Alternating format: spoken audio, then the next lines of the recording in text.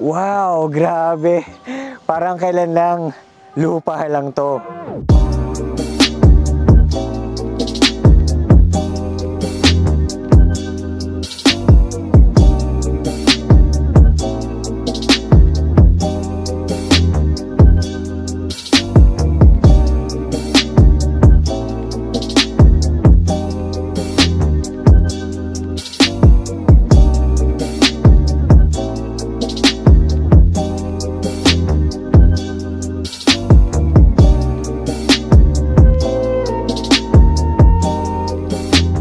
Hi everyone, it's Earl, the Dynamic Realtor, and we're here again in Greenfield's showroom para i-feature yung one of our most favorite and most recommended condos, which is Zadia.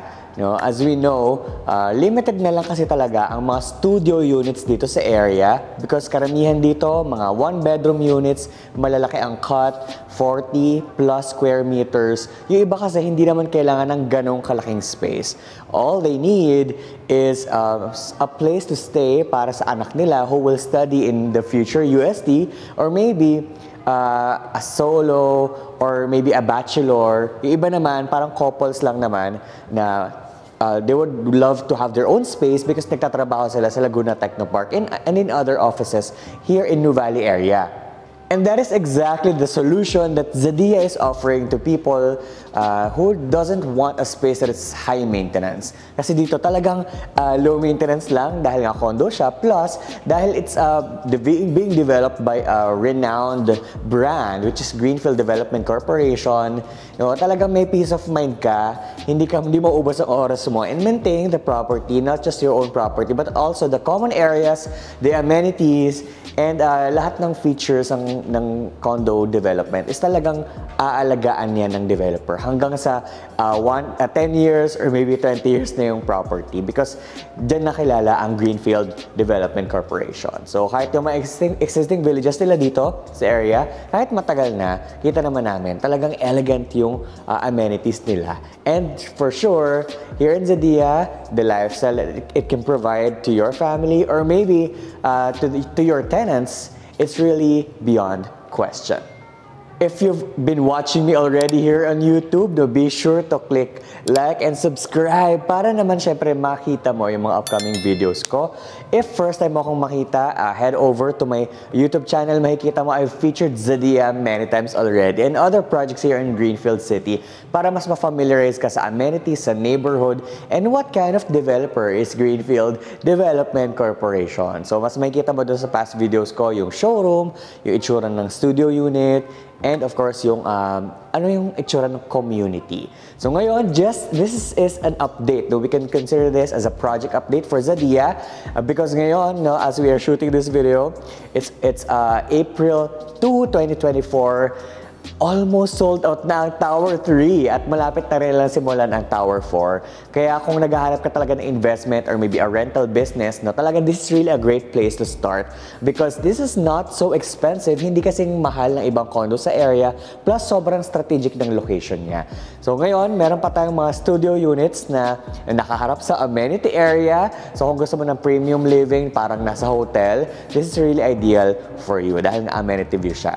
So ngayon, wag na natin hintayin na matapos maubos yung Tower 3 at magsimula, ma-launch ang Tower 4 because definitely, when that happens, masisipa na, magsa-skyrocket na yung prices. So yeah, I'm so excited. I can't wait to show you ano na bang itsura ng Tower 3 ngayon because this is something na talagang kakatuwaan. Our clients will be really so happy kapag nalaman nila na ganito na yung investment nila, mataas na yung Tower 3 ngayon and konti na lang hindi magtatagal. Parang naunang towers lang yan, parang Tower 1 and 2. Magiging mata-turnover na rin to sa kanila sa mga nakabili before sa amin here in Zadia. Pero don't worry kung hindi ka pa nakakuha ng unit mo here. Ang maganda rito dahil hindi pa RFO or hindi pa ready for occupancy yung Zadia, mahaba pa rin ang payment terms nila. So kahit medyo buo na yung structure, mataas na siya. 33 months to pay pa rin itong Zadia. Kaya very friendly, hindi mo kailangan magbayad na isang bagsakan, walang cash outlay or spot down payment. So tara, join me as we visit the site para makita ano na ba itsura ngayon nitong Tower 3.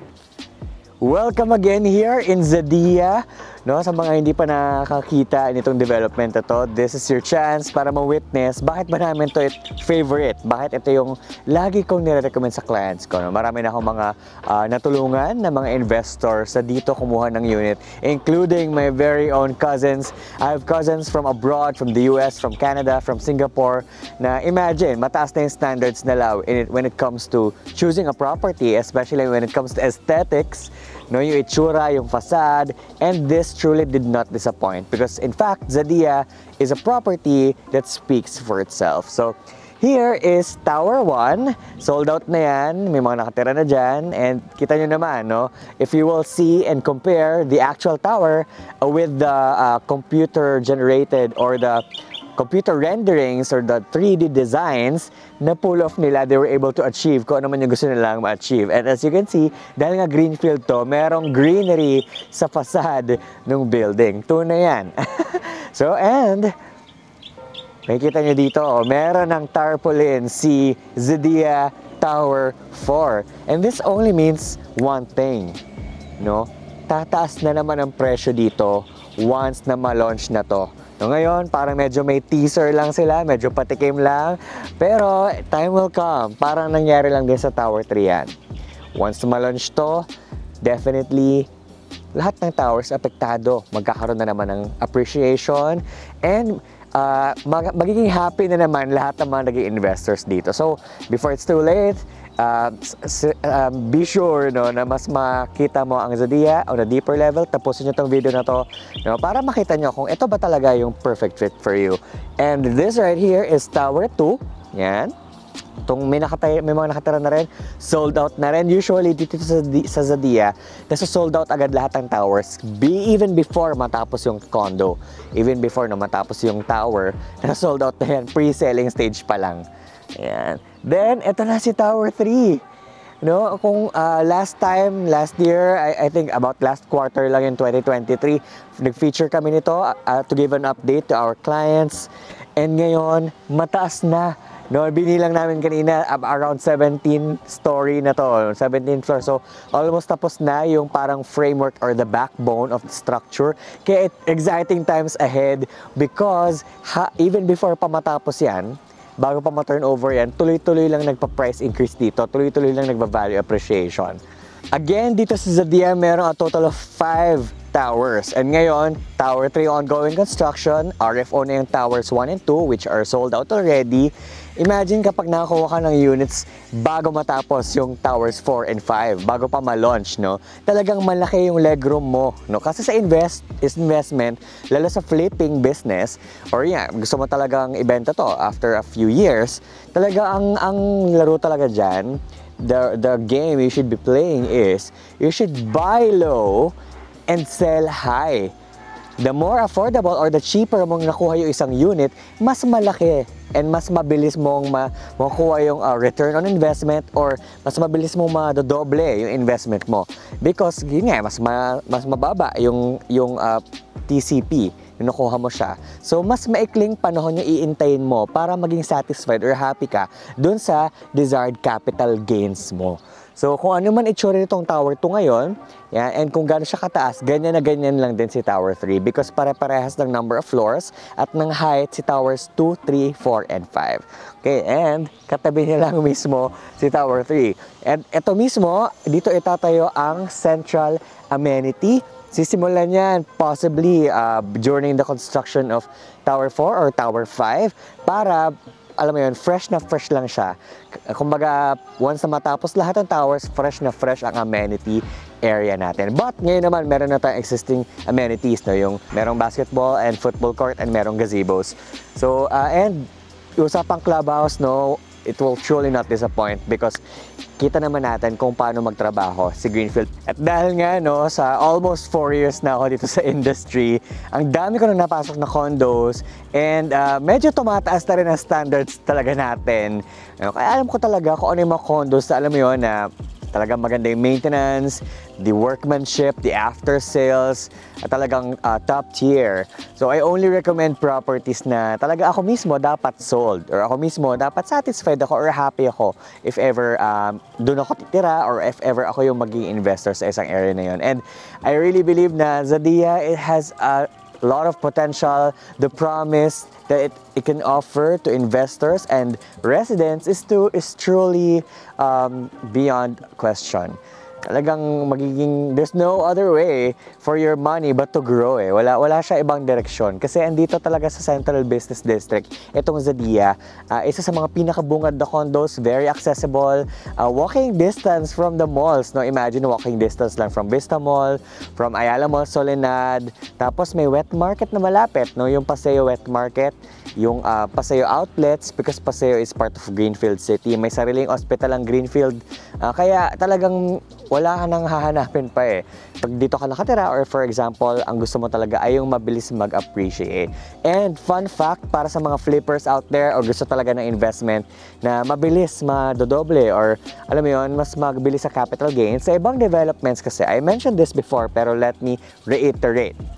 Sa ibang developments kasi, no, talagang nagpa-price increase din naman, syempre, like every quarter or maybe twice a year or once a year. Pero dito kasi, no, every 15 units sold, nagpa-price increase sila. Every 15 units, imagine. And in the past months, no, sa mga nakaraang based on data and based on historical data, dito talaga nagpa-price increase, nahihit nila yung 15 units every month. No, almost every month. So sabihin na natin to be conservative, sa isang taon, 10 beses nag-price increase. So 50,000 pesos yung nadadagdag every time na nagpa-price increase. So 50,000 times 10 is 500,000 pesos worth of value appreciation or capital gains every single year. Mas mataas pa yung value appreciation or yung capital gains mo, yung tinutubo ng property mo, compared dun sa monthly payment mo. Because dito, nasa 20,000 lang per month ang down payment. And amenities pa lang, no, talagang hindi siya magdi-disappoint eh. If ever you're going to use this, or your kids, syempre you want to give them a comfortable space, a space that's conducive for learning, especially if you plan to send your kids to UST Santa Rosa. Kasi again, ito lang naman yung condo na pinakamalapit sa UST Santa Rosa campus.